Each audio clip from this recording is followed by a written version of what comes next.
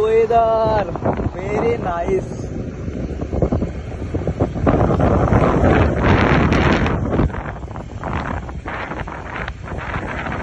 সেই জায়গা, নিরিবিলি জায়গা। ও মাই গড, বাংলাদেশের এক টুকরো এটা, বাংলাদেশের এক টুকরো। সুন্দরবনের মতো গাছপালা। এই সাইডে দেখা, ওই সাইডে, এই সাইডে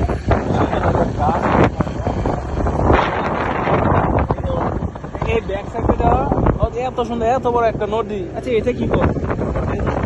ঘরটা পুরোপুরি কাজ কমপ্লিট করে না, এখানে হালকা একটু রেখে এত সুন্দর ওয়েদার। বাংলাদেশে না থাকার পরেও আমরা